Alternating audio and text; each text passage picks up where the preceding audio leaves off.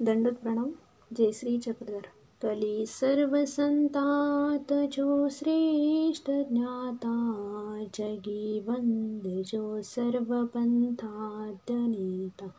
महाज्ञात विरक्त श्रीनाग देवा, नमस्कार या थोर महानुभावा। नमस्कार या थोर महानुभावा। सर्वज्ञ श्री चक्रधर स्वामी की जय। परम पूज्य परम महंत श्री आचार्य प्रवर विद्वत रत्न साहित्यवारिधि लेखक मम गुरुवर्य बड़े बाबा जी और औरंगाबाद के बड़े बाबा जी तथा सभी चतुर्विद साधनों को मेरा दंडवत प्रणाम। अब मैं जिस व्यक्ति के संबंध में आपसे बात करने जा रही हूँ, वह व्यक्तित्व अपने धर्म साधना के द्वारा परम शीर्ष परम ऊंचाई पर पहुंच गए थे। ऐसा ही अनोखा व्यक्तित्व जिनकी जीवनी हमारे लिए बेहतरीन प्रेरणादायी साबित हो सकती है और धर्म प्रति उत्साहित करने वाली हो सकती है, उनका नाम है श्री नागदेव आचार्य।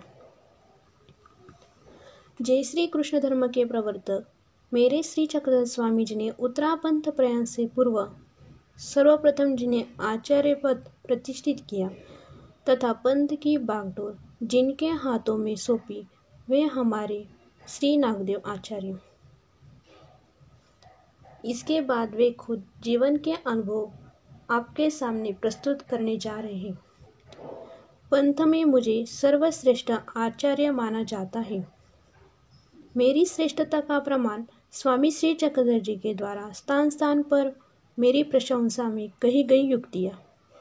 एक स्थान पर तो श्री चक्रधर स्वामी जी ने अपने से भी अधिक मेरी प्रशंसा करते हुए कहा है, एथोनी दोघा चौघा नागदेवापासून साता पाचा।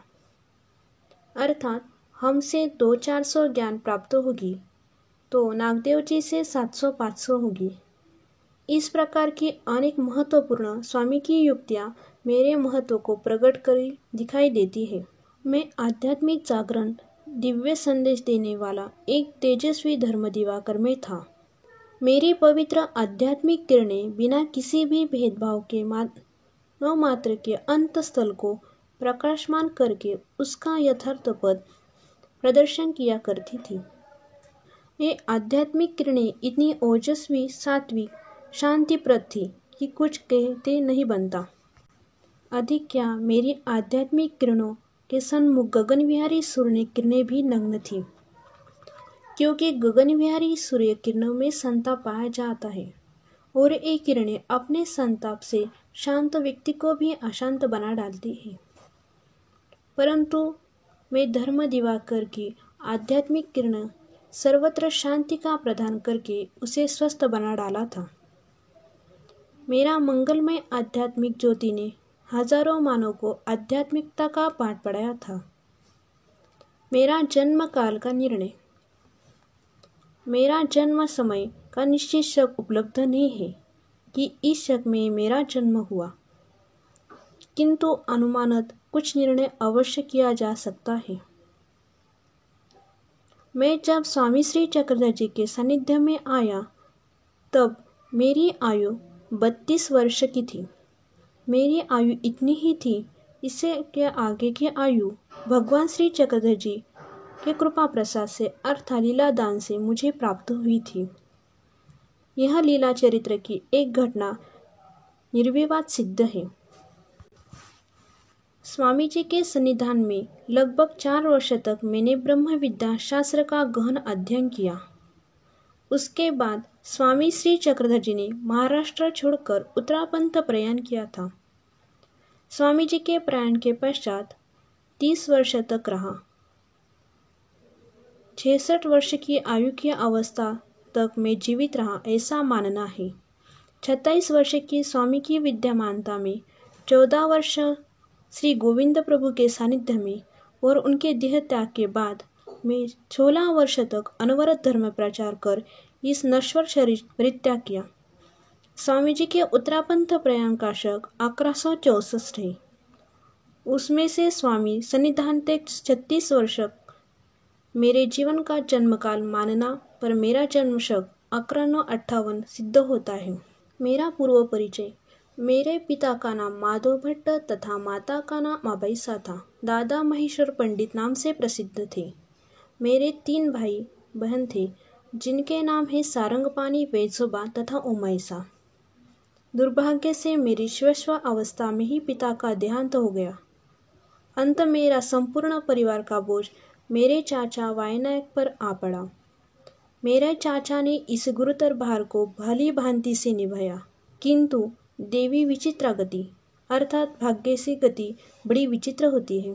तथा छिद्रेषु अनर्था बहुली भवन्ति। इन युक्ति के अनुसार मेरी माता पर एक के बाद एक ऐसे अनेक संकटों की उपस्थिति होते गए। विवाह के चंद दिनों के बाद की बेटी उमैसा विधवा हो गई। दुर्दैव के इस आघात से माता अभी संभल भी नहीं पाई थी कि मेरा बड़ा भाई सारंगपाणी चोरों ने लूटकर मारा डाला था। मेरे पिता का साया सिर पर न होने से मैं भी दुर्व्यसनों के से ग्रस्त हो गया। इस प्रकार अनेक दुखों से पीड़ित माता अबैसा ने तथा बहन उमैसा ने आत्मिक शांति के लिए रामदेव जी से गुरु मंत्र ग्रहण किया और गंगा तट पर कुटिया बनाकर अपना जीवन वैराग्य वृत्ति से काटना आरंभ किया। मैं कभी कभी माता को मिलने उस स्थान पर आया जाया करता था। मेरी रामदेव की भेंट। एक दिन मेरी माता अबैसा के मैं जब मिलने गया तो कुटिया के बाहर किसी पुरुष से चप्पल देखकर मेरे मन में माता के प्रति संदेह उत्पन्न हुआ। जब मैंने कुटिया में प्रवेश किया तो सामने ही रामदेव जी बैठा पाया। क्रोधाभिभूत हो मैंने रामदेव की चप्पल वहां से उठाकर दूर फेंक दी।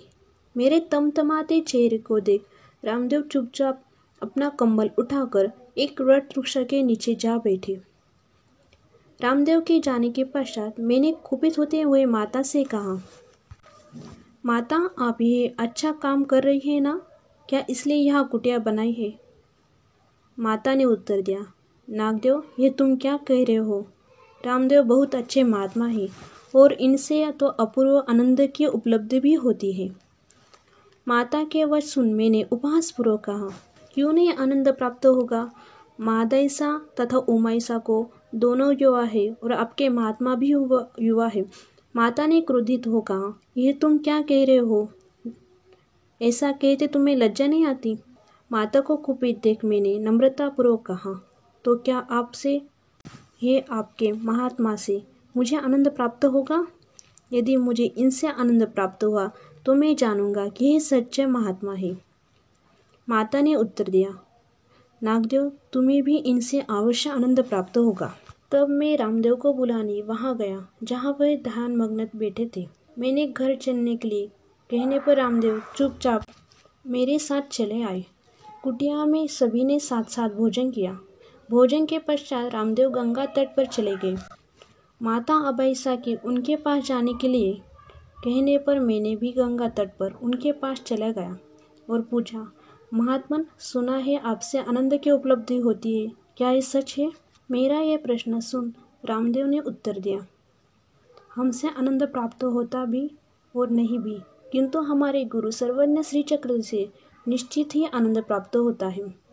श्री चक्र स्वामी का नाम उच्चारण को सुनते ही आप स्थित्यानंद में निमग्न हो गए। कुछ समय के पश्चात आनंद की निवृत्ति हुई तो मैंने रामदेव का कंबल उठाया और मेरे साथ उनको कुटिया में ले आए। अब मुझे श्री चक्र स्वामी जी दर्शन की लालसा तथा दर्शन प्राप्त करना था। अब मेरे मन में रामदेव जी के प्रति सम्मान की भावना तथा स्वामी श्री चक्र जी के दर्शन करने की लालसा उत्पन्न हो गई। तब मैंने रामदेव से पूछा, अपने गुरु सर्वज्ञ श्री चक्र स्वामी जी इस समय कहाँ निवास करते हैं? रामदेव ने उत्तर दिया, इस समय वे सिन्नर में हैं। अब मैं समय के लिए यहाँ पर मेरा वार्तालाप को विश्राम देता हूँ। कल इसी घटना को लेकर मैं जुड़ जाऊँगा। तब के लिए जय श्री चक्र, दंडोत प्रणाम।